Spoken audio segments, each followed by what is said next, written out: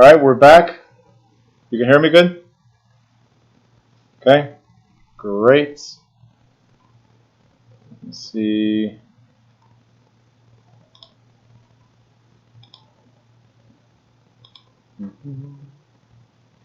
You're all muted.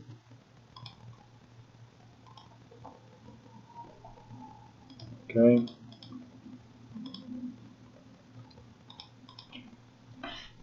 All right, so hopefully I don't have to yell because I was getting a headache myself. I was going to ask Maria to bring me that thing she has on her head to cool down my head. All right, so I guess my microphone is shot.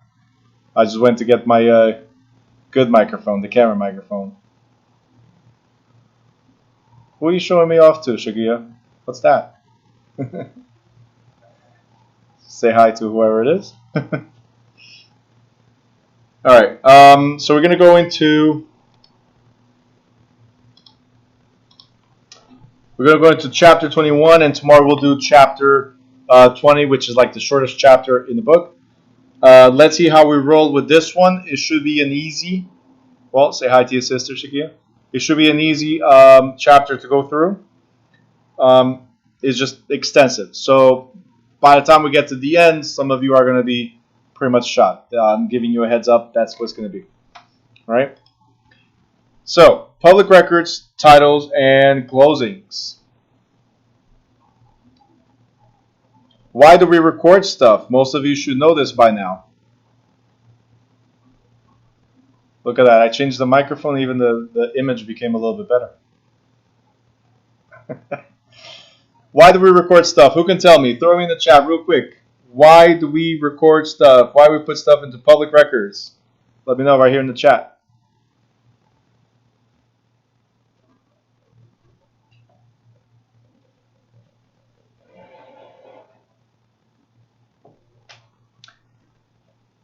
Legal protection. Okay, I love that answer. Okay. What else?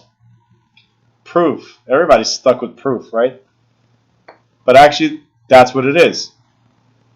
It's legal protection and proof that you have some type of benefit in the property. That's what it is, okay? Great. All right, so we're on point with that one. So that's why we put stuff into public records.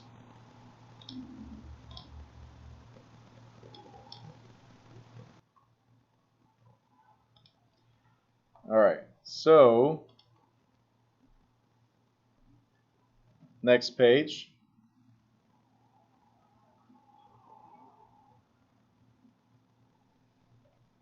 I'm sorry, I'm just trying to put my head around this one.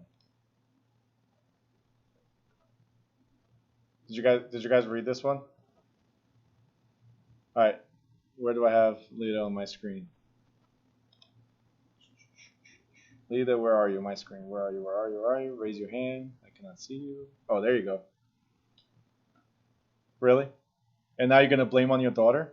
Really? And you think you're gonna get away with it? Nah. I know it was you. You just sound like me. Like that's what I do. Whenever something goes wrong, you just gotta blame it on the kids. It's easy, right? It's way easier. All right. So I just lowered my sound a little bit. How does it sound for you guys? Is it still good? I just lowered it a little bit on okay, great. So, necessity for recording. Why do we put stuff into public records? As I was saying, it's not for just to prove that you know what you're doing in class. No. Okay? Thank you, Lita's daughter. It's to make sure that when we pull public records, we know that that mortgage is valid. We know that that deed is valid. Okay? It's still not a foolproof system, but it helps a little bit, some type of evidence, right? And also, for a practical point of view, these recording acts give priority to those interests that are recorded first. This you guys already know, right? In 2 of the chapters, we talked about this. We talked about it in chapter 6, and we talked about it in chapter 13, where we're talking about mortgages. In the event of foreclosure, who gets paid first? Well, taxes, and then whoever recorded first, okay? Next, it says here that all written instruments affecting the title to real property may be recorded in public record of the county in which the real estate is located, which then gives constructive notice to the world of their existence. And that's what we just said. We put in public records so everybody gets to know that something is there against the property. Now, to be eligible for recording, we talked about this in the previous chapter, right? It must be acknowledged. What does acknowledgement mean? It must be either notarized or proved to be authentic before an authorized official, meaning you are who you say you are, and you have the authority to sign this document before it goes into public records. All right? Again, we just talked about it. In addition, every document that's recorded into public records must come with the words prepared by, followed by the name of the person who prepared the document, and that must, again, be included with every single recorded document. Now, the next thing we have is notice. And what does it mean? What does notice mean? What does notice mean?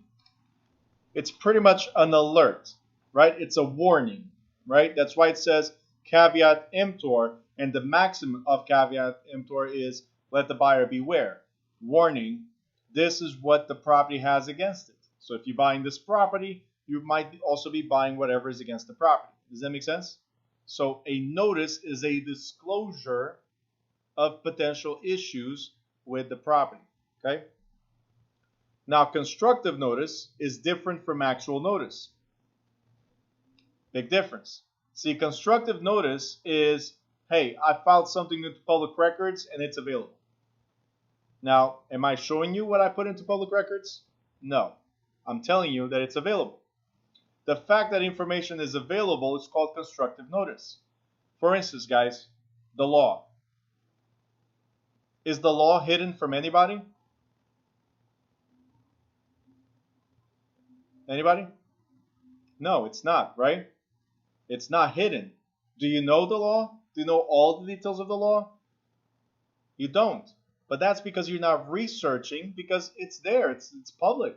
Law is public and it's there to protect us. It's just that we don't search. So the fact that you don't know doesn't mean it doesn't exist or it's not available. Constructive notice means it's available. Actual notice means you're researched and you now know the information that you researched. Does that make sense? Any questions? No? Okay.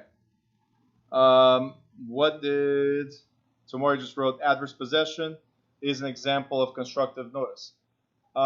So adverse possession, yes and no. So adverse possession, remember that a lot of people try to do B&E, breaking and entering, and claim adverse possession. There's actually a process for adverse possession. So if you follow the process right, yes, you give constructive notice to the world. Whoever knows, knows. Whoever doesn't know, it's their problem for not researching. So you're right to one extent. It's just people need to do it right. And that's the warning I gave you when we talked about it. Jeff just wrote, I had a guy try to sell me his home, $250,000 in Irvington, with $50,000 in property tax owed a couple years ago. And question, what was the issue? What was the property worth? Just addressing that question a little bit.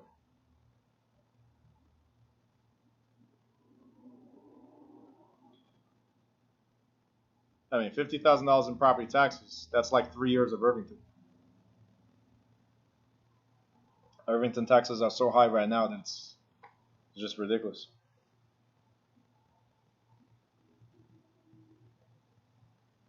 So let me go here, since we have a lot in the chat. All right, so Tamori just wrote, as I'm waiting for Jeff's answer, Tamori wrote, there's no requirement to have improvement on the land, adverse possession. You are placing the owner on constructive notice by treating it as yours and caring for it. Okay. So, like I said, yes, because you're following a process, and no, depending on how you did it. Okay? So if you did things the wrong way, there's no actual notice. You're actually at fault for what you're doing. You could actually be arrested. If you follow the process where you're supposed to indicate that your intention is to take over, right, then it becomes constructive notice. If nobody takes action upon it, then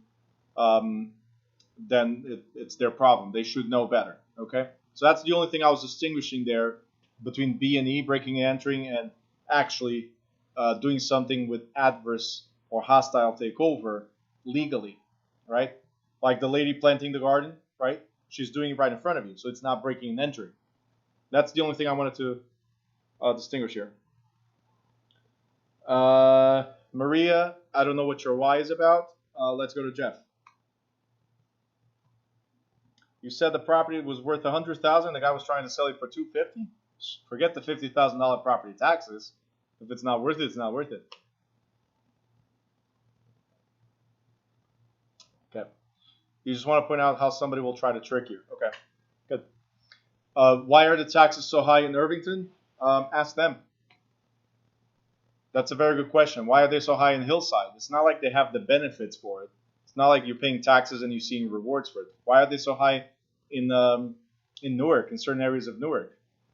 You see what I'm saying? So I cannot answer that question because they manage monies whatever way they manage. It's just, it doesn't make sense to me, Irvington, for instance, or Hillside, to charge the amount of taxes that they charge for the benefits or amenities that they provide to the people, right?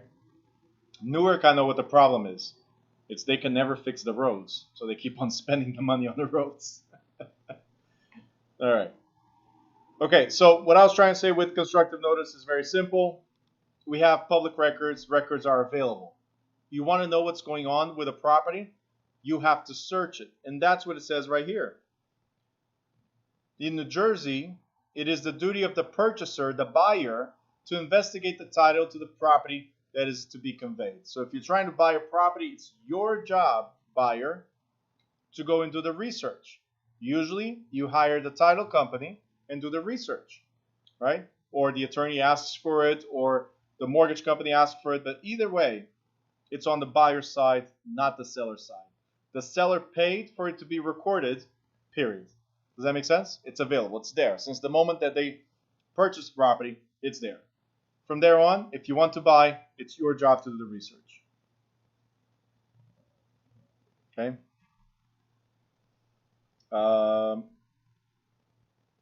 That is absolutely true, Jeff. Okay. Now, recording sales contracts, we already talked about it. Let's go to chain of title. Question. What is a chain? What does it mean to have a chain? Okay? It means you have several links. Something that links one link to another, to another, to another. So a point to another, to another, to another. Right?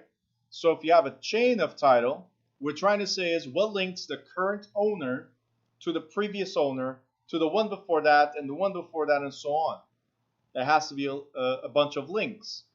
And guys, I have a chain. If one of these links is missing, what happens to the chain? There's a gap. If there's a gap, will it stay on my neck like this? It won't. It will fall, right? So what we're saying is, if one of the links is missing, then we have what's called a gap in the chain, and we cannot prove that you are who you say you are as far as the chain of ownership. A deed was transferred to you, but we don't know if the previous owner had the right to transfer that deed. Does that make sense?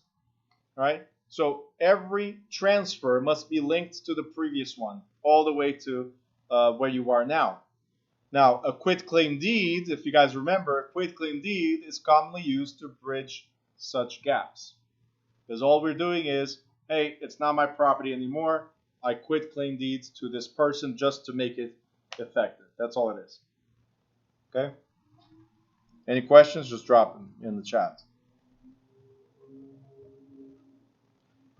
On page 282, evidence of title. Can anybody tell me which document provides evidence of title? In the chat, please. Can anybody tell me which document provides evidence of title?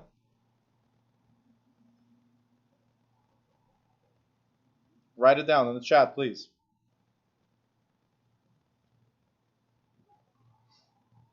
These are awesome answers. Everybody's agreeing to it. It's amazing.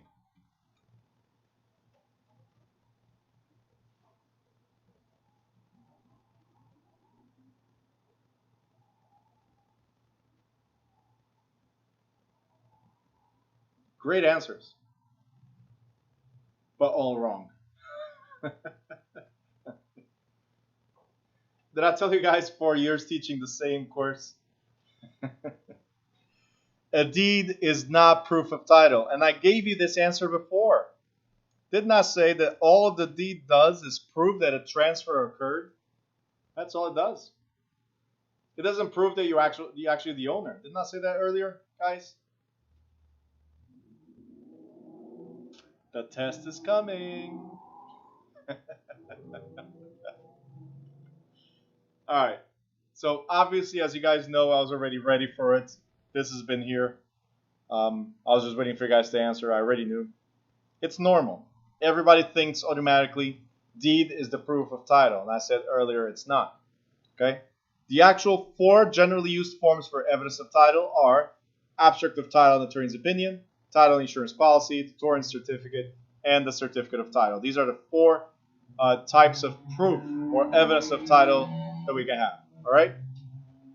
So let's go over each one of them. As far as abstract of title and attorney's opinion, what is an abstract? The first thing you guys need to remember, write this down somewhere. Summary. Abstract is a summary or a brief history. Abstract of title. Write this down somewhere. Jasiel just wrote, oh wow. Yes. So when I point things out, guys, is because I see it over and over and over and over, either in my classes or during the exams, over and over and over, where you guys fail the most. All right?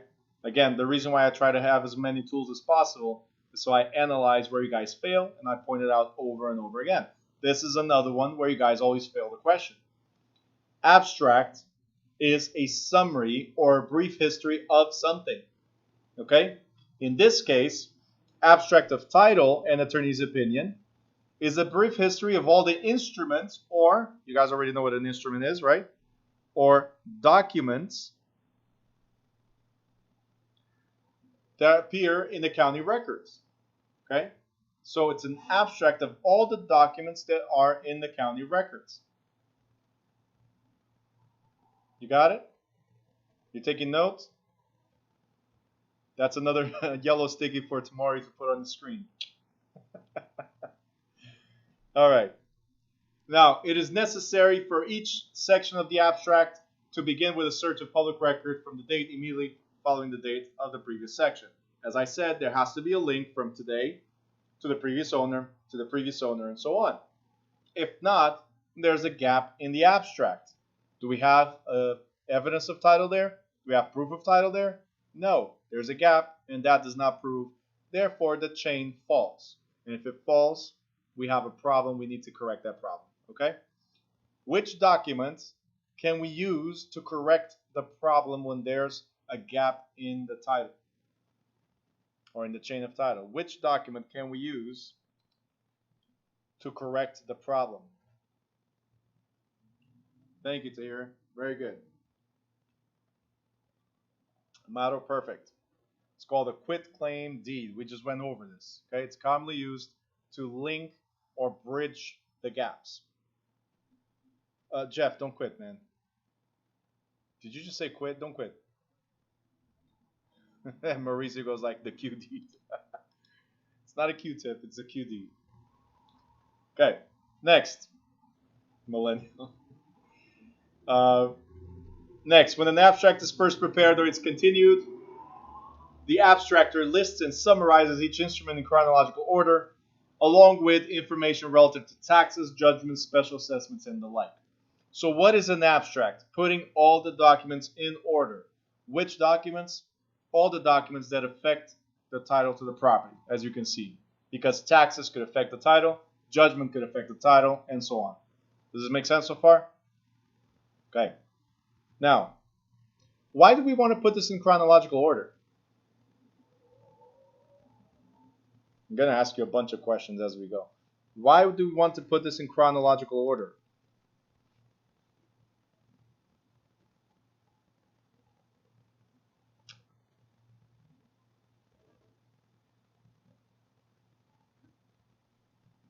He tells a story, creates a timeline. That's like the best description ever. To have a complete history, okay. How about the simplest thing ever? To know who's entitled to what? Priority. Why do we put things in chronological order? Because of priority. Didn't we say that before? Priority. That's one of the things. But also, I love this one. Definitely one of the best I've ever seen. Thank you, Shaisha. That is correct. And Tamori followed up with that. To create a story, a timeline.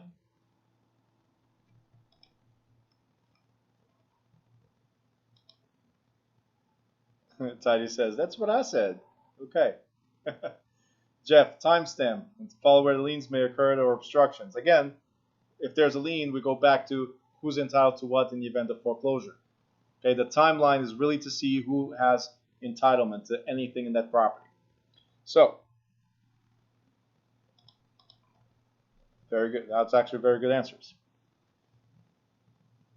Instead of Tidy's question, I'm sorry, the whole identify it quick, I don't know. It was good. I'm just messing with you. All right. Now, what is an abstractor? Listen, an abstractor is just somebody that pulls data. That's all. Okay? So you could be an abstractor. You go there, pull data, and provide to an attorney. So as an abstractor, you actually have no judgment on the condition of the title. Your job is just to certify, I pulled records from here, here, and here, and I put it all in chronological order, and here's a summary of what I found. That's all you do. Then what you do is pass it along to the attorney. The seller's attorney checks it and passes it along to the buyer's attorney. The buyer's attorney examines the entire abstract, and then following his or her detailed examination, the attorney will determine if it's a good title or a bad title, if something needs to be corrected or not. And this is called attorney's opinion of title. Now, here's my question. Here's my question to you. If it's first of all, what's an opinion? Let's say you have an opinion about something. What's an opinion? An opinion is your point of view, correct? Now, an attorney's opinion of title, it's also the attorney's point of view, but now it's a legal point of view, okay? It's like the doctor looking at you and saying, hey, I think you don't have anything, and the next day something happens to you, right? The doctor misdiagnosed you. Can you go after that doctor? Right, because it was their professional opinion. And that's what happens here. When the attorney gives his opinion of title, they're not giving just, yeah, I think blue is the better color, or green is the better color, or it's sunny or it's not sunny. No, we're not talking about that. We're talking about something that could affect somebody's life. You guys got it so far? All right? So they could get sued. And that's why attorney abstract and attorney's opinion title is no longer used as it was in the past. What we have now is called title insurance. So in order to protect the attorneys from getting sued, they created an insurance. Okay? So, title insurance. What is a title insurance? It's an assignment, because assurance is assignment of risk to a company, right, that protects you in case something goes wrong. The company examines the title records and agrees to insure against certain undiscovered defects. A policy, pay attention, usually insures against defects that may be found in public records, such as forged documents, documents of incompetent grantors, incorrect marital statements, and improperly delivered deeds. So the title company usually insures against these. Okay? Now, once they complete their examination, the title company issues a report and offers a commitment to issue a policy. That means we're good to go. I've checked your records. We will insure all this except certain things. So we will exclude, usually, unrecorded documents, unrecorded defects that you knew about, rights of parties in possession, or facts that are discoverable by a simple survey. All right? So they will insure excluding certain things that are common sense. You should know or not know about it, but I mean, you should know about it or somebody should have told you. Now, the title company agrees to defend the title at its own expense, meaning they hire their own in-house attorney to do work for you, to protect you. Or, sorry, let me correct that, the policyholder. And now you're probably thinking, well, the policyholder is me. Are you the policyholder? Because there's more, but these are the most common types of title policy. There's the owners, which will be you. There's the mortgage company title insurance policy. And there's the leasehold title insurance policy. So even a tenant can have title insurance. They just want to make sure that the landlord is whoever he says to be, right? So they're protecting their interests in case they're not, right? Now, if it's a mortgage title insurance policy, then who's the policyholder?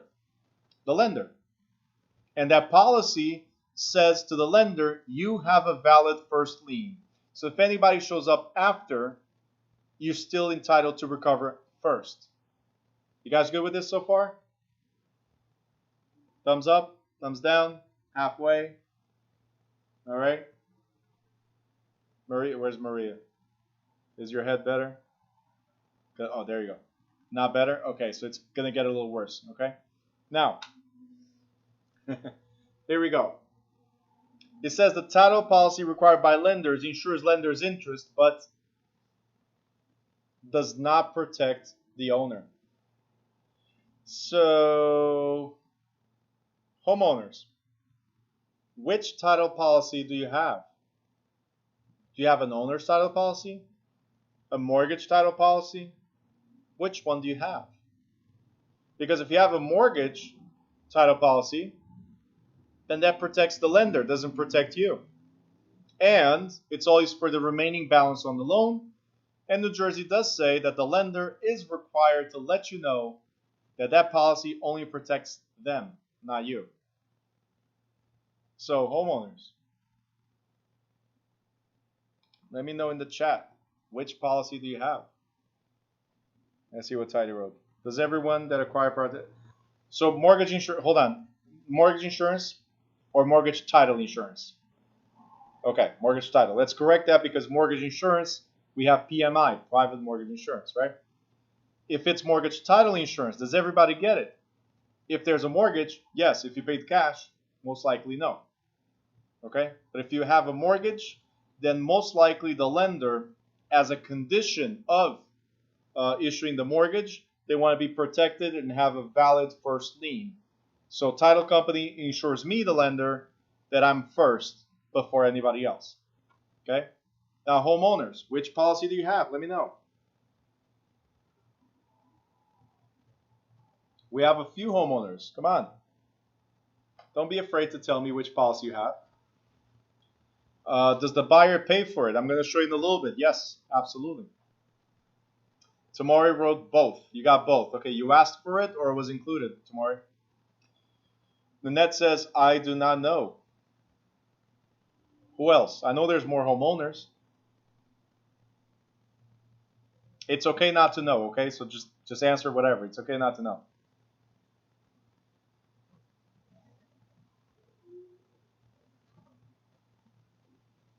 Amato says, don't know. Tamori says, I'm not sure now. Sandra says, I don't know. Wow. But, wait. Hold on. Are you guys sure? Because, again, New Jersey does require lenders to inform you that the policy that they requested, that they require, is to protect them. What do you mean you don't know? I have a lot of I don't knows, and I'm not sures, but you were told, weren't you? Weren't you told that the policy that you're acquiring is to protect the lender? There you go. Here's the answer. That doesn't mean we read it. Yep. It was in writing. It's a one-pager as a cover page to the policy that says this mortgage protects the lender. As a homeowner, you can, for an additional charge, also purchase your own owner's title policy. Please sign here and initial there.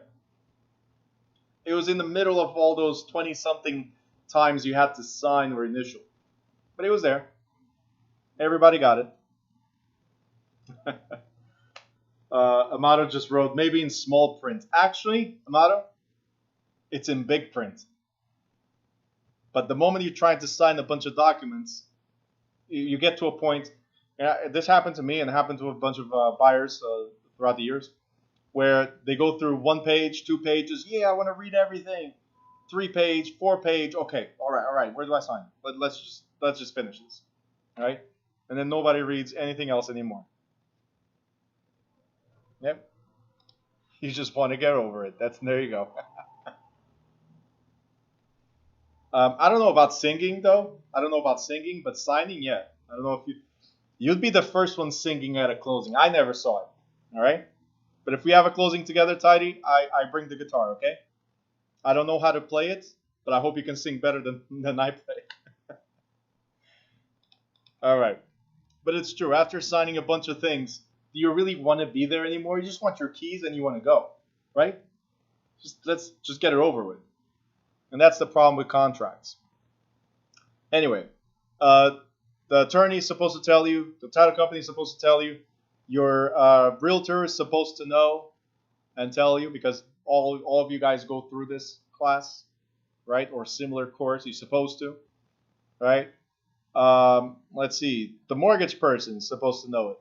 Everybody in the transaction is supposed to say, hey, by the way, it only protects the lender, not you. Okay? Anyway, page 383, we have torrent certificate. All right, here's the cool thing about torrent certificate. You guys ready? For the state of New Jersey, this is the answer. So since all of you are taking the New Jersey real estate license, the answer in the state exam is exactly this. It's very similar to a certificate of title or title insurance, but it's not used in New Jersey. Tidy, to answer you, yes, yes, and yes. You pay for the lender's policy, you pay for the owner's policy. Yep. But again, you're buying a $500,000, $600,000, $700,000, $800,000 house. What's another $2,000 or $3,000 to protect your interest? Just saying. Does that make sense? All right. Oh, by the way, and it might not be all that, because all you're doing is getting an additional insurance. It might be $500 or $600 on top. Again, depends on the title company, depends on the type of policy you're getting. Certificate of title. Okay, this is the fourth method by which we can prove that we own the property. Except this one is the most ridiculous one. Look at this. It's the same thing as an abstract of title in attorney's opinion, minus the abstract, meaning it is strictly attorney's opinion, and it could be oral or implied opinion. So, yep, I think you have good title. Go ahead and close. We're not verifying documents, we're just giving an opinion, not even in writing. So this is the fourth evidence of title. Now, as we said before, if the legal opinion is incorrect, you can look to the lawyer for satisfaction. You guys got it, right? Easy? All right. The next thing we have is marketable title. Now, what I want you guys to do is tell me what is something that's marketable. Marketable title. What is something that's marketable?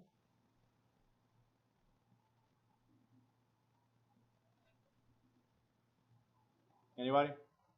What is something that's marketable?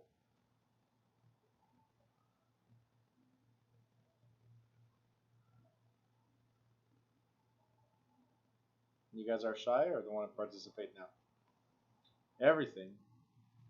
Shakia, Brian's with you. Like everything. Not everything's marketable. What is marketable? Just Yellow wrote, you could promote it. Okay, that's a nice way to do it. Victoria says merchandise. Not all merchandise is marketable, but you're close to it. Good condition. Jeff, maybe. Sometimes it's in bad condition and still marketable. Okay. Items or services with value. Maybe. Free of defects. Maybe. Sale of item or service. Maybe. So far, the only one that's close to it was Jesse L. So far. It's not something with value. It could be with value, right? It's not just that. So let's start incorporating these things. Tangible? Not always. There's things that are not tangible and they could be sold or traded. All right? It's not a sale or service. Something you could promote? Maybe. It's marketable. It's something that you could trade. Something that you can put on the market. Simple. Simple as that. We're not talking about selling. It could be a trade only. Exchange. Right? Now, here's the thing. I'm going to prove to you that some of these answers are half correct. And some of them are half wrong. So you're not 100% wrong. Okay? That's the good thing about it. The bad thing about it is that in the school exam or state exam, you have to be 100% right. Just letting you know. But, marketable. The example I usually give in every single class is milk. Right? Everybody buys milk up to a certain point. So here's my question. Those of you that buy milk, what is the first thing, and listen before you answer, okay? What is the first thing you do when you get to the supermarket? You found the brand that you want of milk. You found the percentage that you want of milk. What is the next thing you do when looking at the milk? Let me know in the chat. Okay? Leslie and Moses kind of right. Steph kind of right.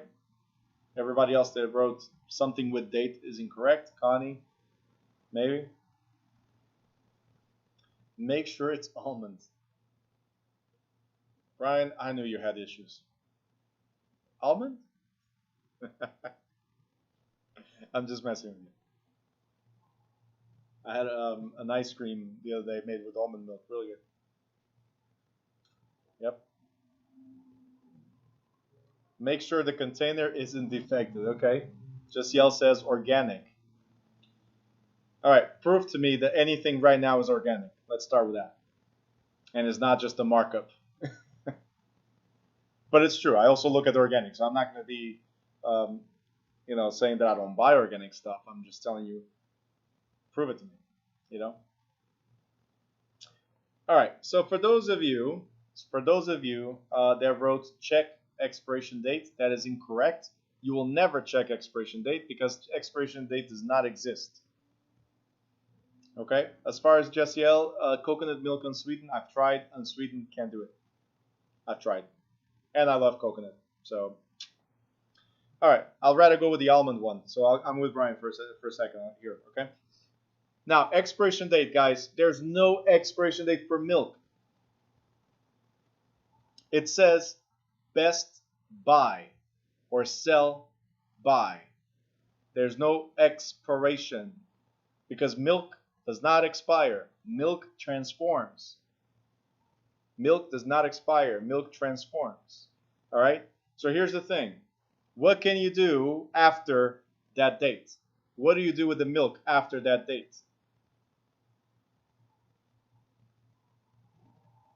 Some of you are going to say, I'll throw it out. No, listen. How did I guess? How did I guess to throw it out? How did I guess those? All right. Look. Yogurt. You can make... Hold on. What is this, Jessiel? Chess? Maybe checkers as well? You meant cheese? You can make desserts. Yep. You can fling it. Did he just write fling it? Wow.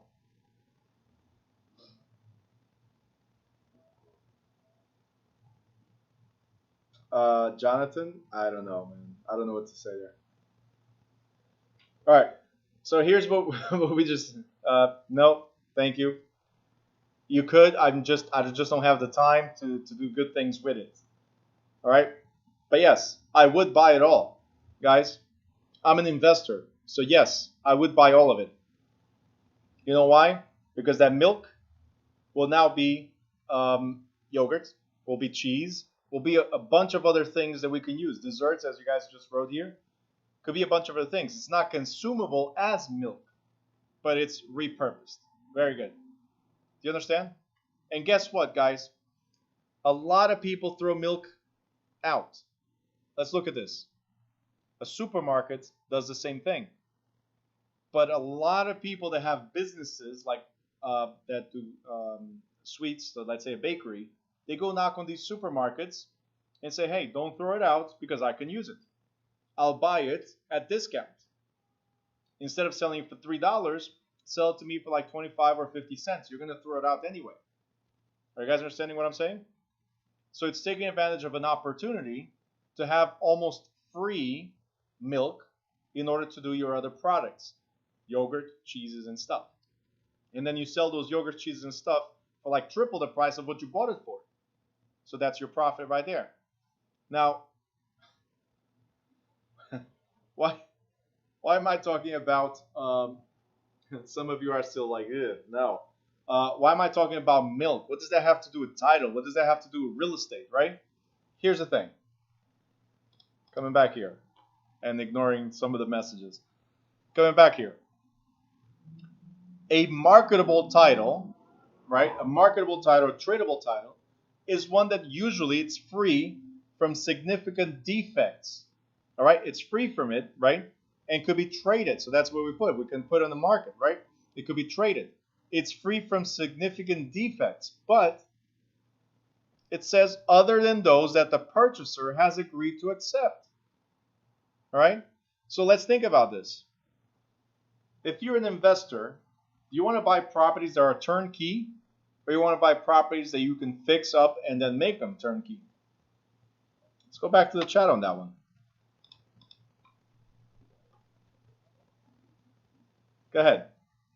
What type of property would you buy? See, most of you are talking about fixer-ups right here, right? Fixer-upper, right? That's what the milk is when it's about to expire. It's the fixer-upper. That's my example. You turn it into something else that somebody wants or needs. Did you guys understand? That's all it is. Because when you buy fixer-uppers, guess what? You buy at discount. You don't buy it at full price, market price. You buy it at discount. That's what I said about the milk. That was my comparison with the milk. Okay? A lot of people waste resources. That's what I'm trying to say here. A lot of people waste resources. All right? Think about it. I'm sure there's stuff you guys do if you start thinking about it.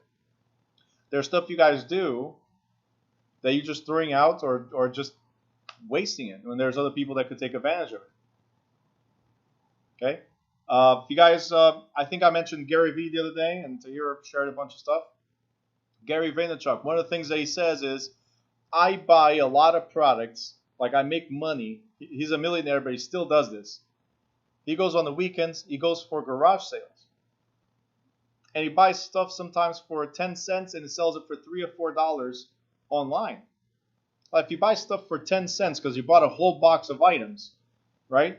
And then the average sale is going to be $2 or $3 out of it. What kind of return are you getting? Does that make sense? So things to consider. What other people don't want, it's a gold mine for some people. Okay? Think about it. Right here, marketable title. Usually, it has to be free from significant defects. That's the turnkey that everybody wants. Right? Unless you're an investor, then you agree to those damages. I don't care about properties that have title issues. I don't care about properties they're destroyed. If it's the right price, I'll deal with it. You guys got it? That's the expired properties. That's the rotten properties, the rotten titles. And with that being said, you can write here rotten milk, so you remember this analogy.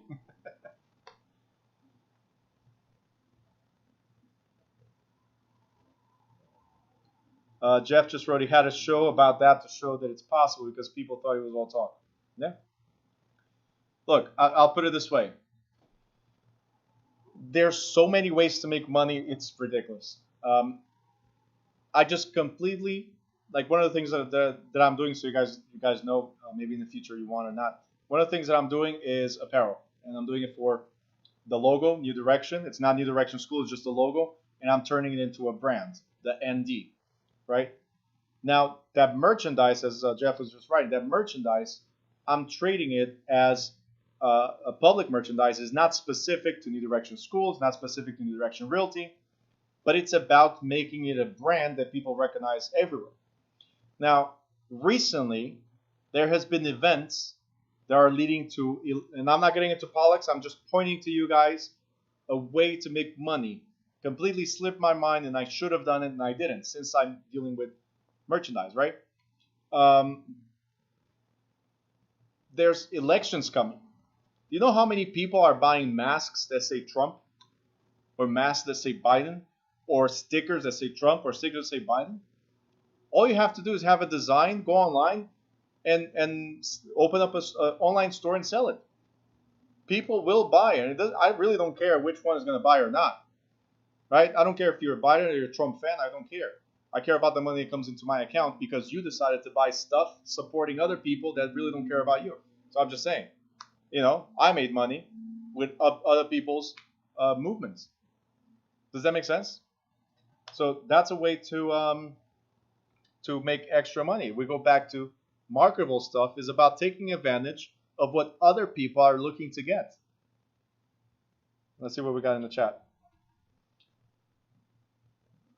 My neighbor was throwing out a fake plant and I sold it on Lego. You sold a fake plant for $40? How much was it originally? I can't deal with this. Shakia, what do you do? Merchandiser. What kind of merchandise, Shakia? Careful, you got a baby with you.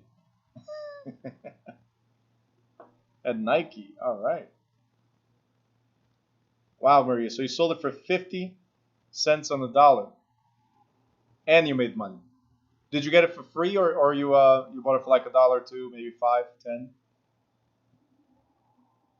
You got it for free. You guys see? Always ways to make money. We just don't look at it. All right. So Nike, what discounts do we get? What does this group get at Nike? Let us know. Go ahead. Shakia is going to hook us up right now. 20%. Look at that. She's better than you. 40 off. All right. I like 40. Yep. If I go to Portland, 50? Absolutely. All right. So go ahead, share your contact in the WhatsApp group or right here. Share your contact. If anybody wants Nikes, 40% off. There you go. Oh boy. You just moved back to Portland. I'll go there. I don't care. I've never been to Portland, so I get to see you. I get to meet Portland and 40 to 50% off. Sounds to me like a great deal. Oh, and I was waiting for this. I knew somebody was researching. Look what's here. Look what's here. Lynette, she wrote, my title insurance is only to lender. Sucks, doesn't it? But here's the good news. Lynette, you can still buy an owner's title policy. All right? If you want, let me know, and I'll send you the link to the title company that I use. I think I've mentioned them before. I'll send you the contact info for people there, and you can just buy an additional policy. Always protect yourselves. So back to this. All right. Closing the transaction. Now, question. Are we the ones that prepare the closing? Are we the ones that close? Realtors, salespeople, let me know. Are we the ones that close? The answer is no. We're not the ones. But I have here in yellow maybe not a question in the state exam, but for you to know, because it's not particularly this, but later on there is definitely a question. But it says here, a real estate specialist, so you guys, should be able to assist in pre-closing arrangements and advise the parties in estimating their expenses and the approximate amount that the buyer needs and that the seller will receive at closing. You guys remember we talked about Tidy, we talked about Blas and how they got to the closing table and, hey, give me $15,000 towards closing costs. Give me $18,000 towards closing costs. Do you think we need to get to the closing table in order to find that out? Shouldn't you be able to figure that out before we get there? Do you guys understand what I'm saying? So that's what it is. It's our job to make sure the buyer knows how much they need and the seller understands more or less how much they're going to receive.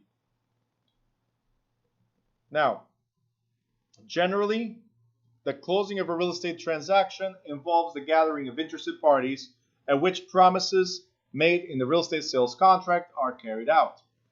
Right? That means there's going to be an exchange for money and the deed. That's what we're going to exchange. And the keys, very important, the keys. But at closing, most real estate transactions actually involve two closings. Did you guys know that? There's actually two closings that happen at the closing table. Now, if there's financing involved, traditionally there's one closing, which is the closing of the loan. That means we're waiting for the money to be transferred to the escrow account. Once we see the money transferred to the escrow account, then we get what's called a clear to close, and we move forward to the actual closing. You guys got it? If there's financing, write a note somewhere. If there's financing, there's actually two closings. The closing of the loan, and then once that's completed, we have the actual closing. Closing of the loan, and then the actual closing. Queenie, I'm going to buy you a charger. I just saw your message. Your phone died 3 times.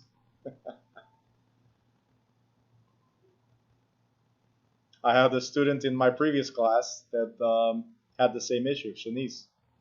Same issue. The phone died, the laptop died, something was always dying. All right, you guys good? Now, what happens at closing?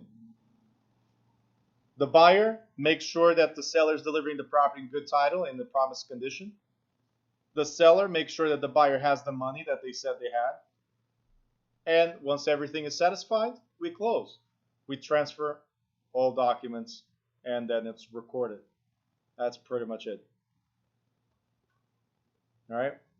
Lender's interest at closing. This one's easy. Obviously, they want to make sure you have title and insurance. This part I'm just going to briefly go through because it's not that important, and you can review it later. But title and insurance. Make sure you have homeowner's insurance in case there's a fire or there's a flood or anything like that. They want to make sure you've done survey, termite inspections, and other inspection reports. They want to make sure you have a CO if your town requires it. They want to make sure you established a reserve or escrow for tax and insurance. And they might want their attorney at closing. Okay. Usually that happens prior to the actual closing. There's their attorney talks to your attorney or the seller's attorney, the buyer's attorney or seller's attorney, make sure all the documents are in order. So obviously homeowner insurance, everybody knows what that is. Now on page 284, New Jersey requirements. We talked about this in chapter 9 and we just talked about it in chapter 18 when we said that there's building codes and there's obviously a CO that's needed, there's a carbon monoxide that's needed, and smoke alarms and fire extinguisher that are needed. Everybody remembers this from yesterday, right? Don't have to repeat it. We're good. Flood insurance. If the property is located in the flood zone, we talked about this in chapter 10, talked about this in chapter 15. If the property is located in the flood zone, then you must have flood insurance. And now we slow down. Respa. Have you guys heard about Respa before? Does anybody remember Respa? Not Vespa, the little scooter. Respa. Who remembers Respa? Raise your hand. Let me see if you remember Respa. Great. So Tamori, go ahead. Explain. What's Respa? Since you raise your hand. Let's go to the chat.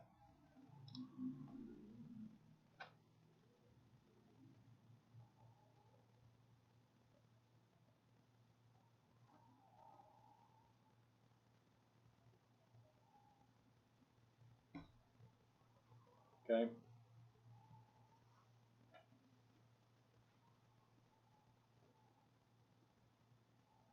It's a fund to real estate commission to help damages with. Ooh, nope. Nope, nope, nope. Not that far off, though. Anybody else? It's okay. Thank you, Connie. Respa. This is what the acronym means. My question was, what is it?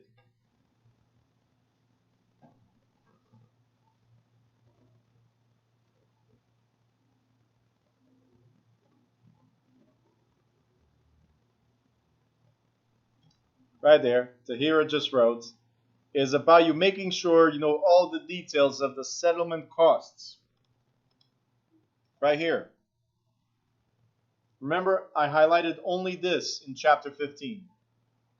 It's about knowing all settlement costs at the time of purchase of a residential property. You need to remember this. Okay, RESPA is the Real Estate Settlement.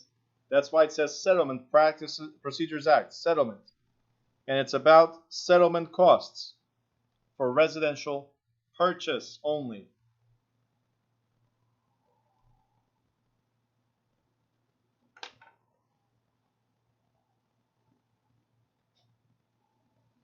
You know what's funny? While you guys are here in class, some of the people close to you, I'm not going to say who it is, but some of the people close to you are liking my stories. I'm just saying. I just got one from Alina. I got one from Brenda. You know, a few people are that you guys might know are liking my stories. What are you laughing at, Moses? Anyway. You guys got it? Tomorrow, you good? At this point, I just want to say something. There's nothing wrong with being wrong. This is the time to be wrong while we're in class, okay? So there's nothing wrong with that. Make sure you make those mistakes. That's why I love that you guys participate, always asking questions, always trying to answer. I love that because that's the only way you get to know if you're right or wrong, okay? In this case, Tamori, you were wrong, and the majority of them did not answer, so the majority of you were probably wrong as well. I really need you to understand that RESPA is about the settlement costs. So RESPA, Real Estate Settlement, settlement costs. The other one is Regulation Z, or Truth in Lending Act, and that's about the cost of financing. Okay? To address what Tamori wrote right here, what you wrote is from chapter 1, and it's called Guarantee Fund. So the Guarantee Fund is if you screw up as a realtor or as a broker, then the public can sue you and the real estate commission and get some money out of that. So that's from chapter 1. Okay, that's the Guarantee Fund. They're guaranteeing the public that if they cannot recover monies anywhere else, they can get it from the real estate commission. All right, next. RESPA regulations apply only to transactions that involve new first mortgage loans. Again, purchase. On top, I just want to point something out here real quick. It says when a transaction is covered by RESPA, the settlement requirements must be met. And look, one of the requirements is this, Section 8. Here's what I want to point out.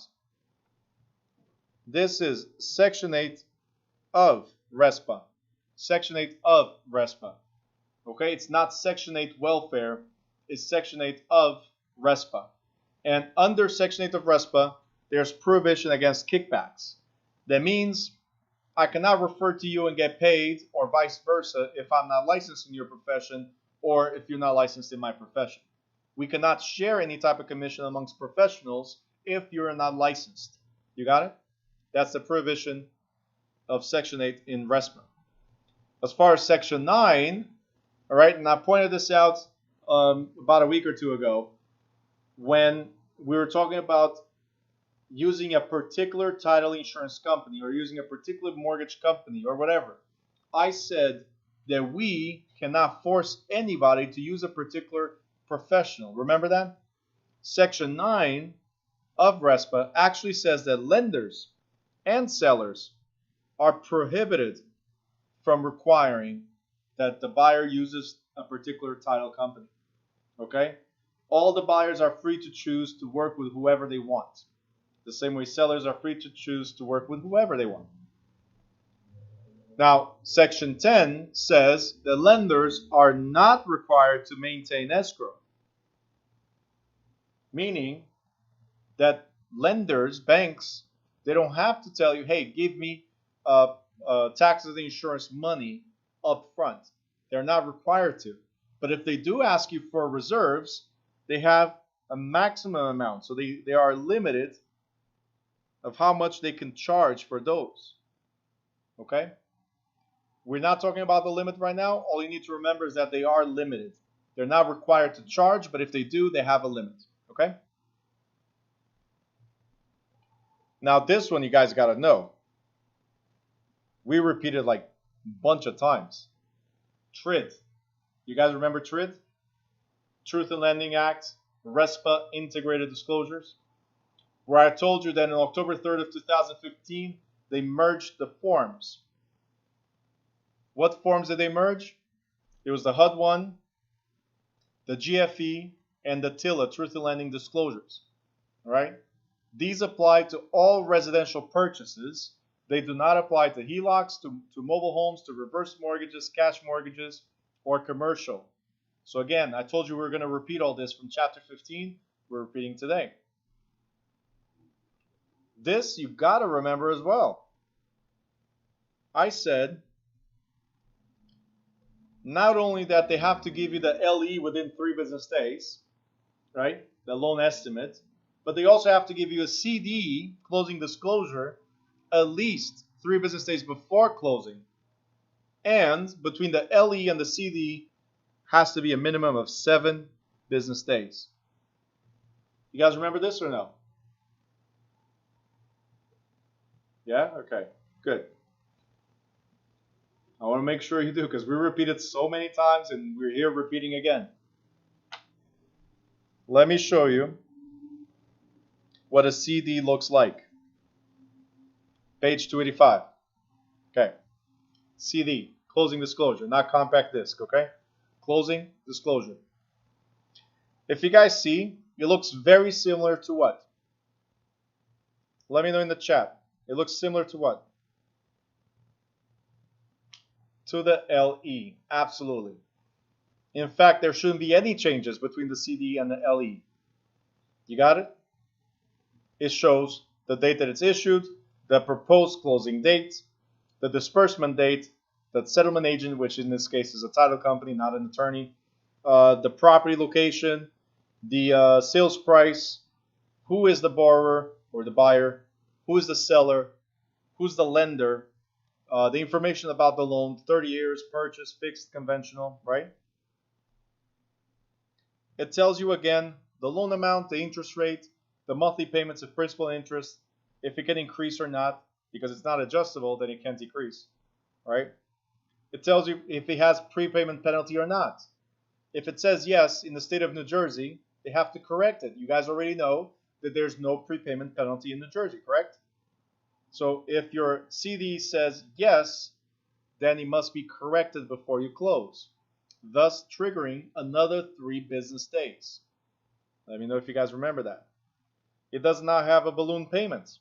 It shows you what's your estimated principal, interest, taxes, and insurance. Right?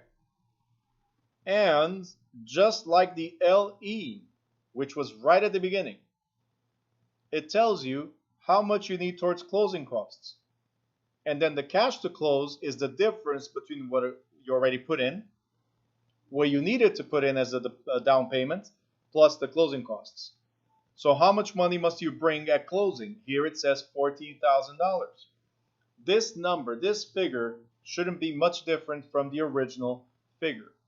So, can we know all this information up front? Can we help our clients educate themselves on what they need to bring at closing 3 months later? So it's almost impossible for you not to know. Does that make sense? We get it in the LE and we get it in the CD. Thank you, Tahira. She just shared again, Trid. Very good. Now, for you guys, you should be familiar with the CD and how to go over it. Why? For several reasons. Make sure the amounts are correct. But if you go here to other costs, we go into, there's E, right? There's F, G, and here comes the one we want, H. Is there something here that you see that you should be aware of?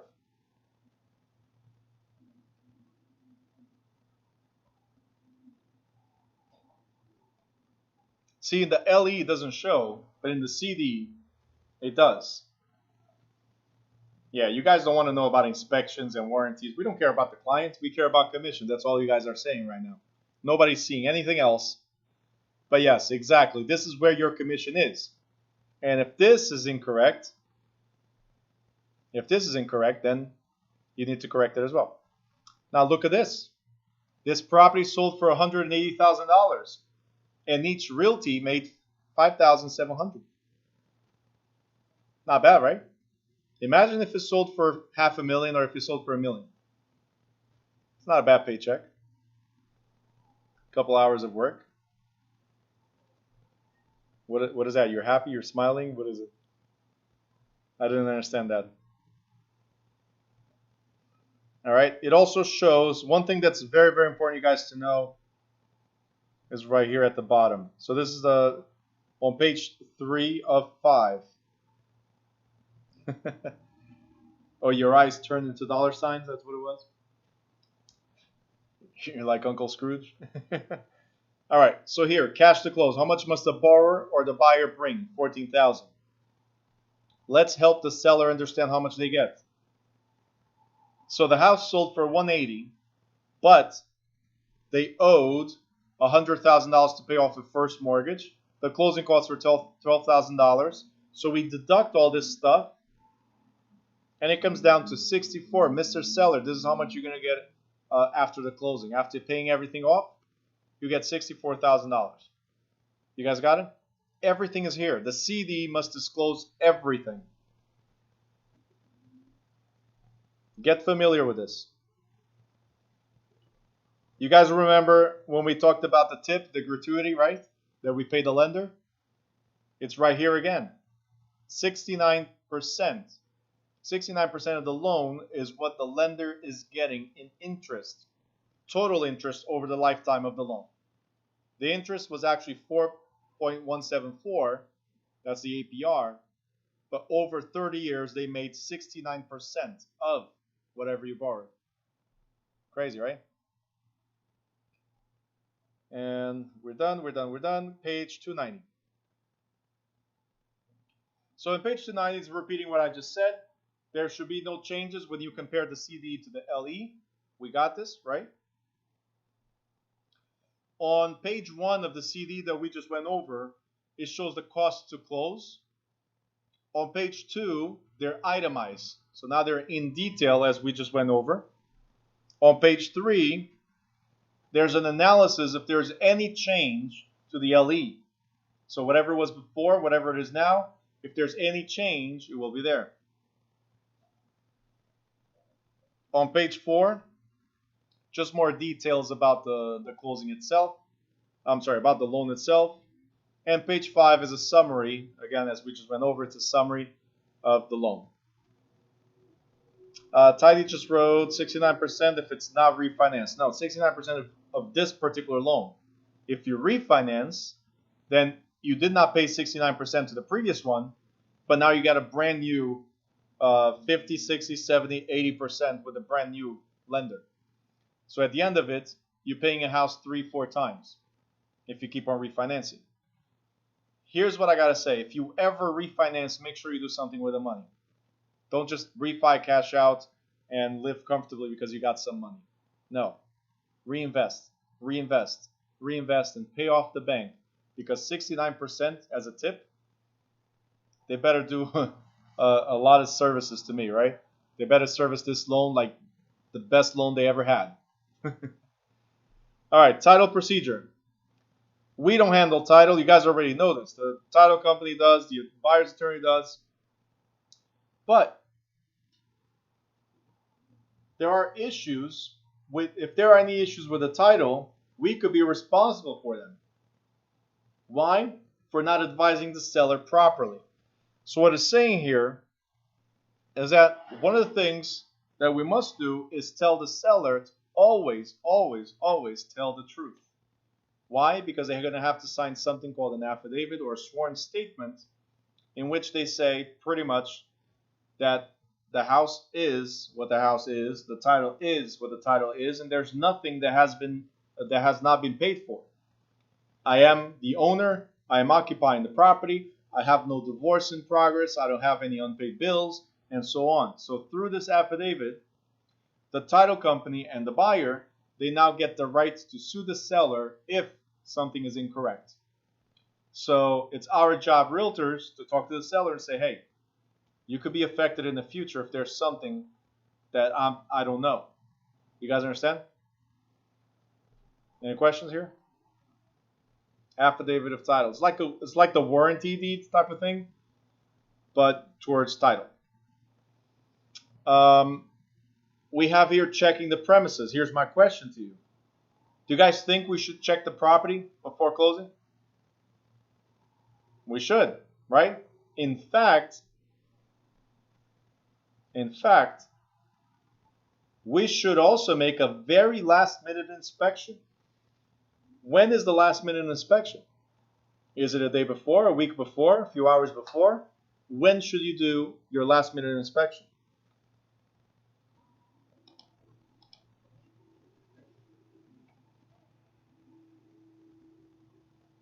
So as you guys are writing, tidy roads, but that's to the best of their knowledge. Yes, the affidavit is going to be to the best of their knowledge. So every sworn statement, we always say, to the best of our knowledge, this is true, right? And I swear and subscribe, so I sign that this is true. So is it possible that something pops up that you are unaware of? It is possible. But now you're going to have to prove that you were unaware of it. That's what it is. So the affidavit, you still get sued, but you're unaware of it. All right, as far as the walkthrough, some of you said hours before the closing, some said the day of the closing. So pretty much we're all in agreement that you should do it if possible the same day, right? Worst case scenario, the day before.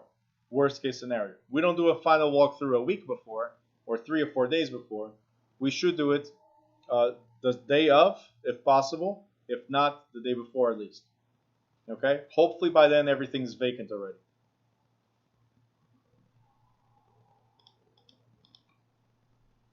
All right. The next thing is releasing existing liens.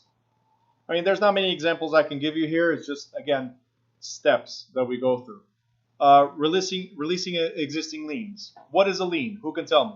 What is a lien? You guys should know by now, right? What is a lien? Okay, but what does it represent? It's a cloud. It's an encumbrance. I got it. But what does it represent? I told you guys to always look at the word lien and immediately think of money. It's money owed against the property. Okay, so immediately look at money. Lien equals money, period. Okay, so in the answers, you're going to look always for something that references money. Now in this case, we're talking about releasing existing liens, right? So if there's an existing lien, that means that this is money unpaid. Money owed, correct. So if you need to release the lien, what must you do? Hit me in the chat. What must you do if you need to release a lien. You need to pay it off. Correct. So the document that you need, you guys are correct. So the document that you need, it's called a payoff statement. And you must get this payoff statement for every single lien. So everything that references money, look right here, everything that references unpaid money must be paid off at closing. So what do we need? A payoff statement for every single lien. Okay? Most of the times we cannot close until everything has a payoff statement. It's a lot of work? No. It's not you the one doing it. We're not calling the banks. We're just explaining the procedure. Half of this stuff we don't do. But if you don't know how to explain this stuff to the seller or to the buyer, then they're going to expect to close tomorrow. Do you guys understand? A lot of people think we can close in a couple of days. We could if everything was optimal. Unfortunately, because realtors don't tell the buyers, or realtors don't tell the sellers, or sellers and buyers forget, or title company doesn't do, or attorney doesn't do, or mortgage company doesn't do, we're going to go over 2 to 3 months without closing. You guys got it? Could we close tomorrow? Maybe. Will we close tomorrow? Most likely not. So make sure you have everything lined up and you guys understand it. Commission well gained. Yes, absolutely. All right. We are real estate consultants. We get paid very, very well just to consult, just to advise. All right. Now, closing and escrow. Now, I'm not going to ask you guys what escrow means, but I'm going to tell you. Escrow means disinterested third party. Now, there's a difference between escrow account and escrow by itself. Okay? See, the word escrow simply means disinterested third party. An escrow account is a third account or third party account. So to put other people's money. All right? Not related to you, not related to your business. In this case, closing in escrow means, Tidy, I'm going to charge double. So closing in escrow means that we're depositing not only cash, but also documents with a third party. A lot of you get confused. When I say closing in escrow, you think closing an escrow account. No. Closing in escrow simply means we have either a title company, an escrow company, attorney, all these unrelated to the actual transaction. You got it? They are third parties unrelated to the actual transaction. We deposit documents with them, monies and all that stuff. And once satisfied that everything is there, we actually close. The title company executes the deed and disperses the monies. You guys got it? So closing in escrow simply means using a third party. Because if your attorney, you're the buyer and the buyer's attorney actually does the closing, then the buyer's attorney represents the buyer. Is he an escrow agent? No. They represent one of the parties. And that's how traditionally we used to do it. The buyer's attorney would handle the closing. Now, we started using more and more in New Jersey title companies. Title company does not represent neither the seller nor the buyer. They are a disinterested third party. They are escrow agents. Any questions here? Let me know if you have questions.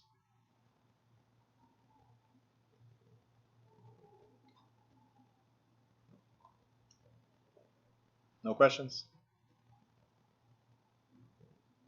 All right. Preparation of closing statements.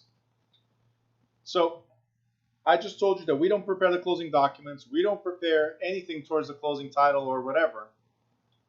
So who prepares the closing statement? Is it us? The answer is still no.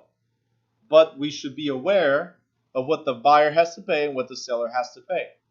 What the seller will receive and what the buyer will receive. All right? So we have to be aware of that. And these are called prorations.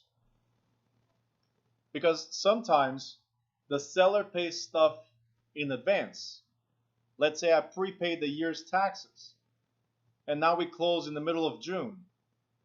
Is it fair that the buyer takes advantage of 6 months free of taxes and the seller prepaid? Is that fair?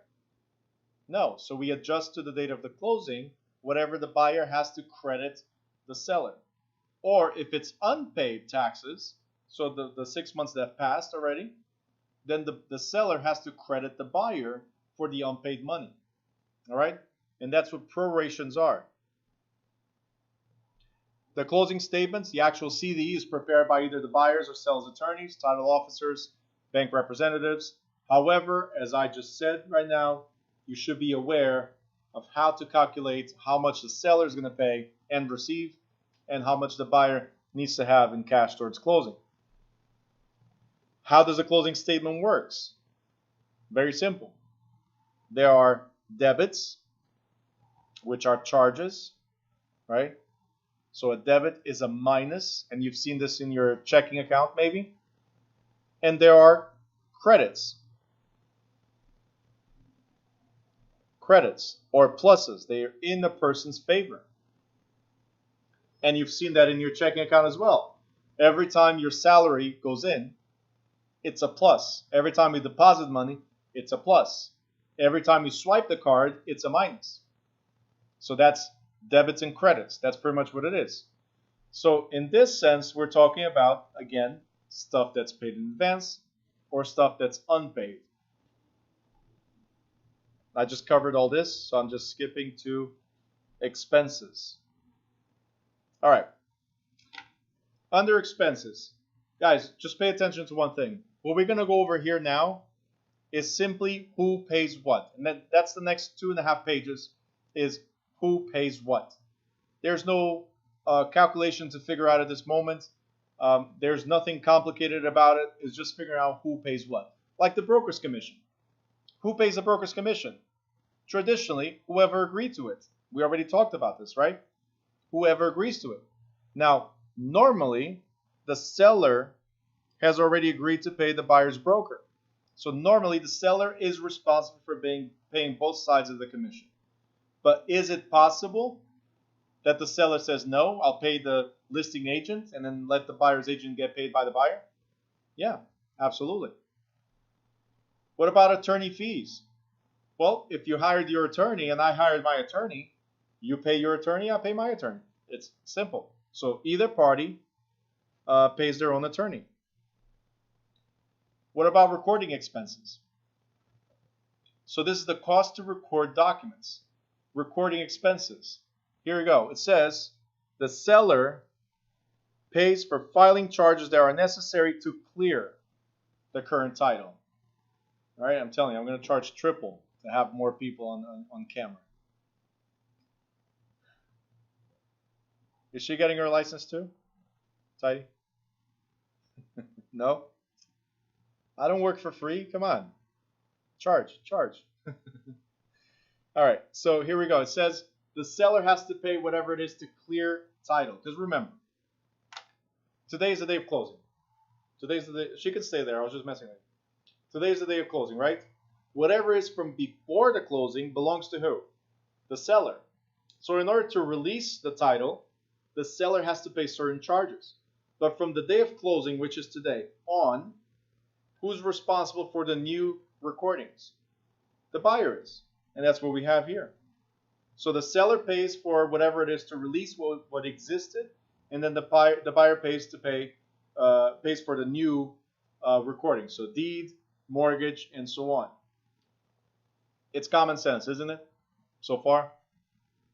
Should be easy. Great. Realty transfer fee, right here. Realty transfer fee is always charged to the seller. So the seller pays realty transfer fee.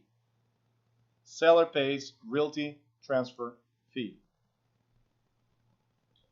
And if you guys want to know the realty transfer fees, right here at the bottom of page 292, this is the transfer fee table.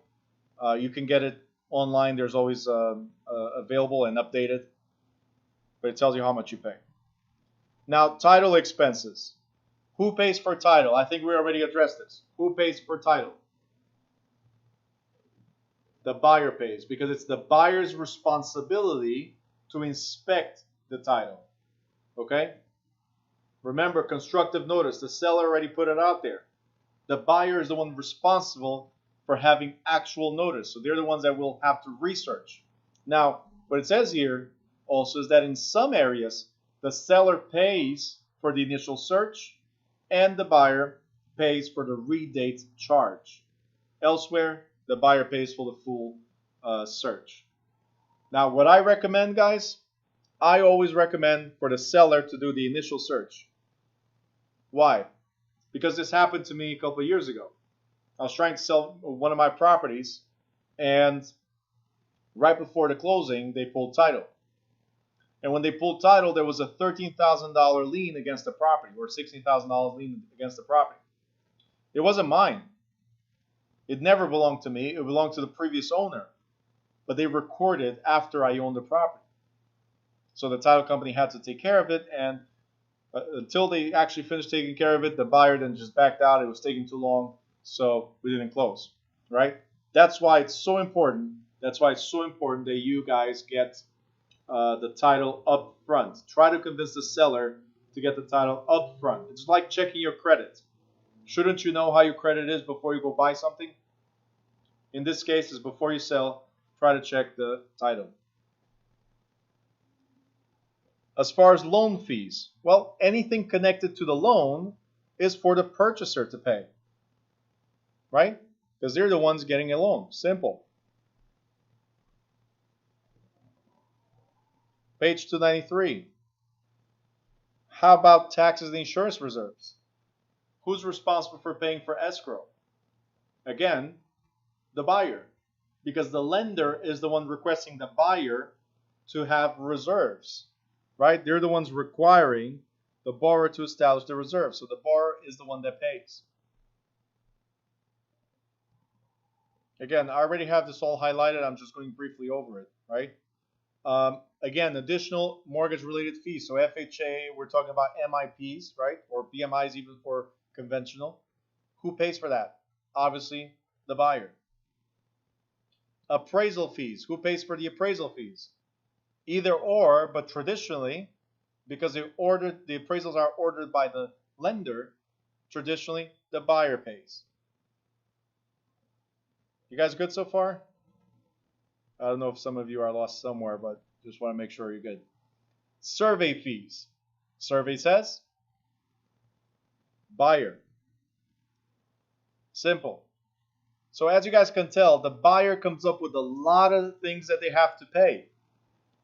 That's why some of you got surprised when you went to buy the property and they say, hey, $12,000, $15,000, $18,000. Yeah, you're responsible for paying all this stuff. Okay? Lastly, we're going to talk about prorations. And prorations, again, are adjustments. Prorations or adjustments. These are necessary to ensure that expenses are fairly divided between the seller and the buyer. Because, again, there are some things that are paid in advance and some things that are unpaid. So neither party should be at a loss in the transaction. So we adjust to the day that we're closing, to the T, right? So here we go. We have on the right-hand side, there's two different types of adjustments. Ready? There's accrued items, right? And these are, where it says accrued, I want you to write unpaid. Accrued items are unpaid items. Okay? That means you accrued over time stuff that you needed to pay, but you never paid it. The seller, therefore, gives the buyer credit for these items. So if there's an unpaid water bill, should the buyer pay for it? No, the seller gives a credit to the buyer for that amount. Prepaid items, they are credits to the seller. So if I prepay the taxes, then the buyer must pay me an additional amount and credit the taxes that I already prepaid. You guys good so far? Let me know if you have questions. I think it's pretty much straightforward so far, but just in case, if you have questions, do ask. Now, the general rules for prorating are very simple. You just need to know what type of bill are we addressing.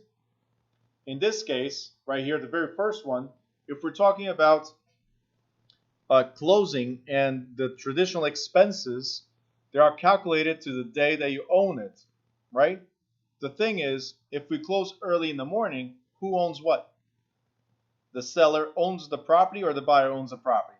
If you close early in the morning, then the buyer owns the property that day. So the expenses could actually be given to the buyer already starting that day. Traditionally, the seller is responsible to the day of the closing. So that day traditionally goes to the seller, okay? But it could be either the buyer or seller. If we're talking about financing, if you guys remember, we talked about accounting versus calendar years, right? And weeks and months and so on. So if we're talking about financing, so mortgage interest, general real estate taxes, and so on, these are calculated based on 360 days. That's the 12 months of 4 weeks each. We covered that before, right? If it's special assessments, this is when we improve public improvements, right? Like the roads, the lights, parks, and all that stuff. These are public improvements. This is an additional charge that's given to you. So they are divided or spread out through several years. They're not going to come up with $200,000 pay now. No, $200,000 fee over 10 years, over 20 years, right? So that's special assessments. Rents. This might or might not be a question in the state exam, but they could say if you close on the 15th, right? Or if you close on the 16th, or if you close on the 17th, then who gets paid what? If the rent was not paid yet, then we have to divide that month by a day, right? So whatever the month fee was, let's say $1,000, you divide it by the 30 days, and we know how much it is per day. If we close on the 15th, it's easy, it's half, right? But if we close on the 16th, you know the daily charge, so the actual number of days, the daily charge, and you multiply by the actual number of days that the seller stayed or that the buyer's taking advantage of. You guys get it so far? If it's rental, it's divided by the actual month of closing. You divide by days. What about security deposits? Who gets what? Security deposit, who gets what? Is it for the buyer or is it for the seller? Is it for the buyer or is it for the seller? Security deposits.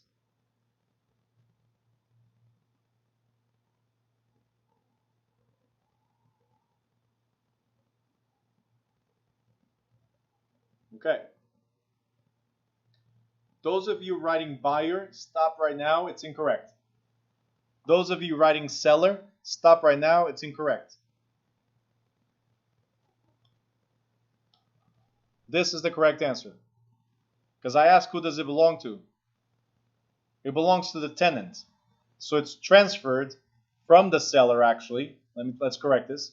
It's transferred from the seller to the buyer to be put into a separate account.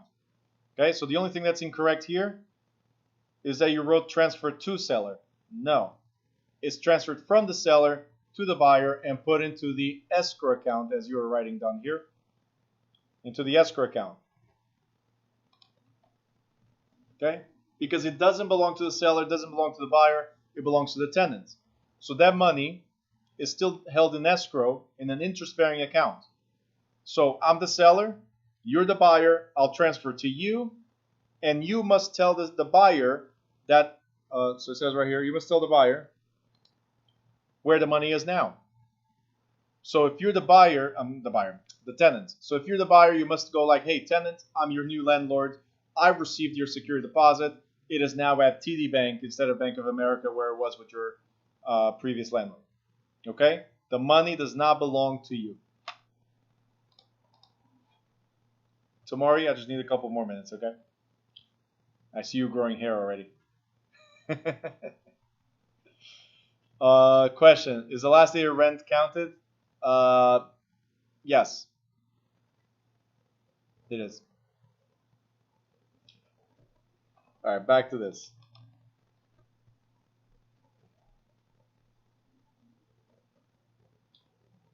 $294. Accounting for credits and charges.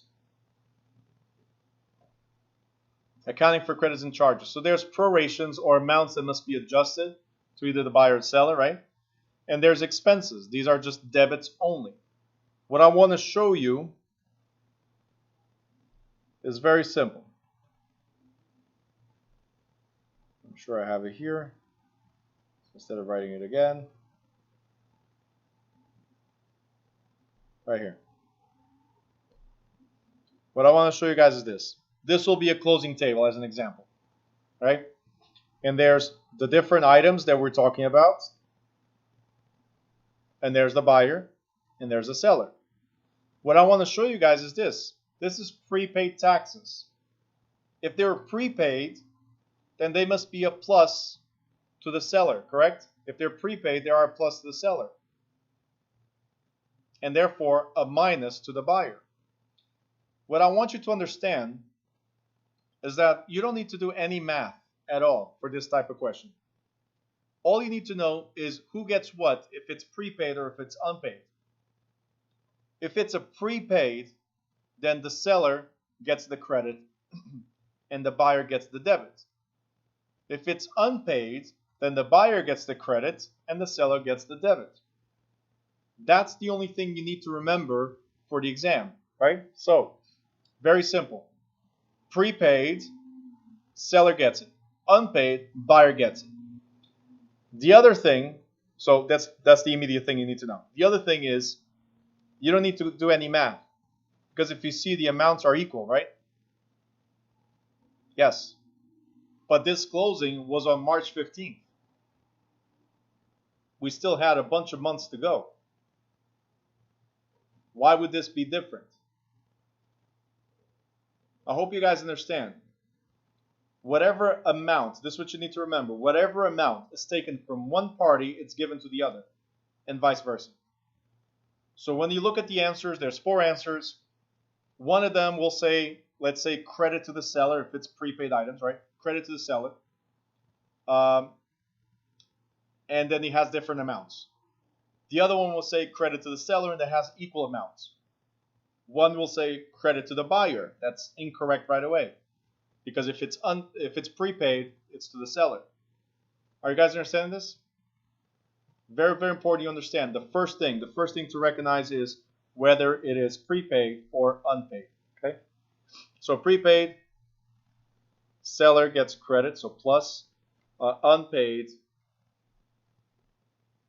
the buyer gets the credit, so that's the plus. And then the amounts must be equal. No math needed. No math needed at all. Okay? Understanding who gets paid what, and then equal amounts. Next, what about attorney? What about attorney fees? Does the buyer get credited and the seller pays for, or the seller gets credited and the buyer pays for? Well, we already talked about this before. If it's attorney fees, then you hired your attorney, I hired my attorney. It's our expense. There's no equal amounts because each attorney charges whatever they want, right? And these are only debits. Here are debits and credits in these two. But here, they're only debits. They're expenses only. And that's what we have right here. Expenses only. You guys good? Yes? All right. Right here is just some items that are debited, credited to the buyer, taken from the seller. So this means minus to the seller. Let me do it this way. Minus to the seller, plus to the buyer. These are items that are plus to the seller, minus to the buyer. So these are just a few examples of what would be credited, okay? Right here, I just want you guys, don't worry so much about this right now. Just highlight it as it is. If you already have it in the book, then I just want to point out one thing, is that this is different ways to calculate the same thing. And if you see here, if they're asking you for the yearly charge, let's go with this right here. If they ask you for the yearly charge, you divide by 360 days, so 12 months of 30 days, and we talked about this. If it's monthly charge and it's divided by the actual days in that month, rent for instance. And then the reason I have it highlighted the way I have is this one right here. Number 3 starts with yearly charge, but we're really talking about the daily charge. That's what could be confusing for a lot of people. So number 1 is figuring out the yearly, number 2 is the monthly, number 3 is the daily charge. Okay? If it's the daily charge, we divide by 365. If it's the monthly charge, it's actual number of days in the month. And if it's the yearly charge, usually for accounting purposes, 360 days. Now, obviously, the final proration figure is going to vary slightly because there's 5-day difference here, right? But enough to confuse somebody. So make sure you understand the type of transaction that you're involved. If it's accounting, yearly accounting. If it's the rent, then it's a monthly thing. If it's something you need daily, then it's by 365. All right, now I wanted to finish this class today instead of tomorrow because we're talking about closing. Right? And when we're talking about closing, we're talking about, what are we talking about? There you go. All right, Tidy's already celebrating something there. We're talking about closing. We're talking about making money, about taking your check, right? Simple. One of our realtors here just had their 5th closing. They're celebrating already. And in their 5th closing, they reached their 50K mark. So they're getting their first reward for reaching the 50K. Closing, absolutely. Now, not that bad, right? 5 closings to 50K is not bad. You have a closing a month, you see how much you can do. All right, so here's the thing. The seller's attorney, traditionally, title companies now do all this, but seller's attorney is responsible for all the details of the transaction that concern the title to the property, such as preparing the deed and making sure that any prior liens have been repaid. So they got the payoff and everything's getting paid. The buyer's attorney prepares a settlement statement and makes the necessary disbursements of the buyer's checks. Now, understand what I just said. This is traditional. Nowadays, we're starting to get more and more title companies handling the whole process from beginning to end. Okay? As far as you guys, let's read from here on.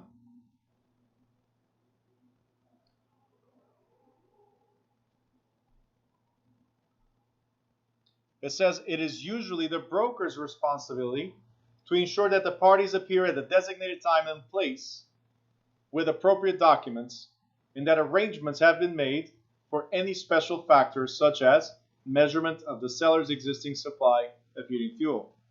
Now, let's not talk about the heating fuel. Let's talk about proper arrangements, including bringing the keys, right? Having money, right? Make sure, because it's your responsibility. It says right here, broker's responsibility. It's the broker's responsibility to make sure everybody has everything in order. Why is that important? You guys have fun. Too much fun. Why is that important?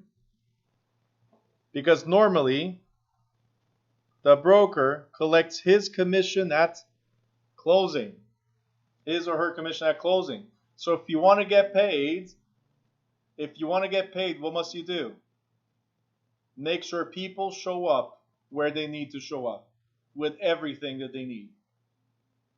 Did you guys understand? It's your duty. It's your responsibility. That's if you want to get paid. If you don't want to get paid, then just don't care about it. Any questions on this? No?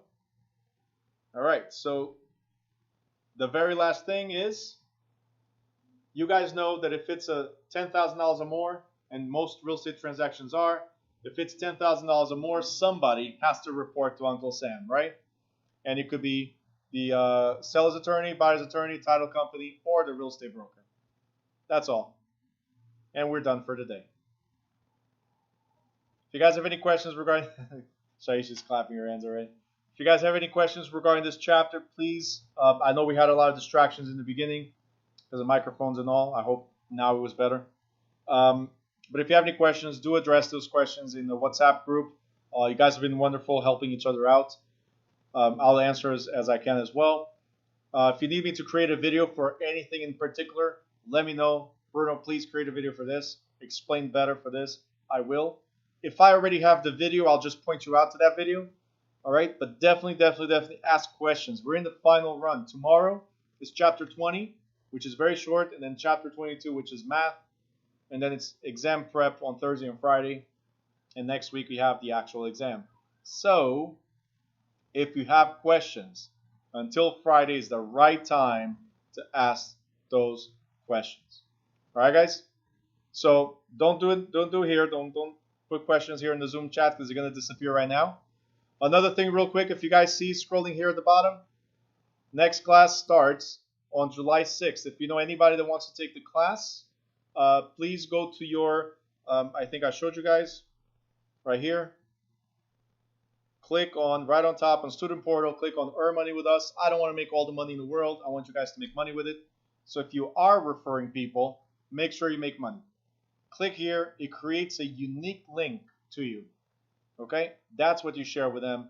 And then it's linked to you. You'll make money out of it. Okay? I could make all the money in the world, but I prefer to make it with you guys. Okay? The other thing I want to say is, again, I don't know what you're talking about. Again, the other thing I want to say is go to Access Course Resources. We talked about this before. Okay? Go here. It's now the right time to start testing yourselves. Do click here, start testing yourselves until you take the exam. Very, very important.